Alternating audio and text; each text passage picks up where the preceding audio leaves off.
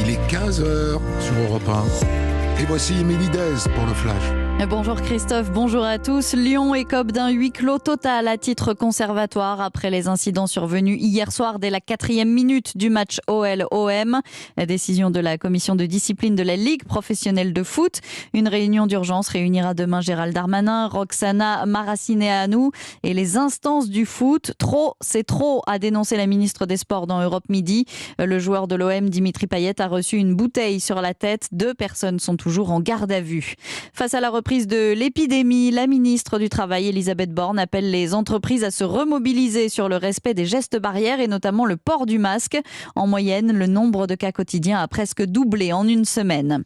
On ne peut pas utiliser la santé des Françaises et des Français pour mener des combats politiques. L'appel au calme d'Emmanuel Macron alors que la Guadeloupe est en proie à des violences urbaines. Un mouvement d'opposition au pass sanitaire et à la vaccination obligatoire des soignants. L'opposition d'une toute petite minorité très active, assure le chef de l'État.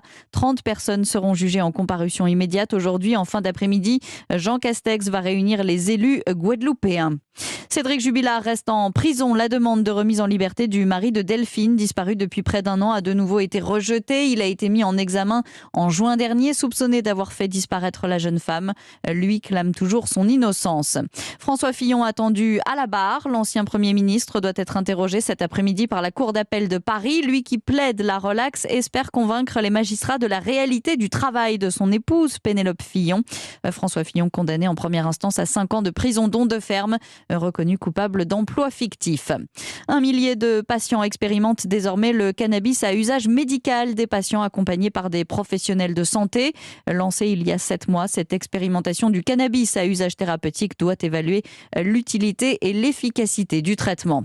Les violences conjugales en hausse de 10% en 2020 selon les chiffres du ministère de l'Intérieur. 159 400 personnes en ont été victimes, dont 139 200 femmes. Une proportion stable par rapport à 2019. En 2020, 102 femmes avaient été tuées sous les coups de leur conjoint ou de leur ex. Les États-Unis sous le choc. Une voiture a foncé dans une foule en pleine parade de Noël dans le Wisconsin la nuit dernière. Le bilan encore provisoire fait état d'au moins 5 morts et d'une quarantaine de blessés. Un suspect a été interpellé. Si vous partez au ski cet hiver, sachez que le port du masque sera obligatoire dès 11 ans sur l'ensemble des remontées mécaniques et dans les files d'attente. La distanciation sera également la règle. Pas de masque en revanche pendant la pratique du ski. Et puis la sortie du guide Michelin 2022 reportée de 2 mois au 22 mars. La Bible des gastronomes a décidé de s'adapter au rythme de reprise des restaurants. Sa prochaine édition distinguera aussi les engagements durables des restaurants sélectionnés. Europe 1. 15h03 sur Europe 1, la suite dont la raconte, c'est maintenant.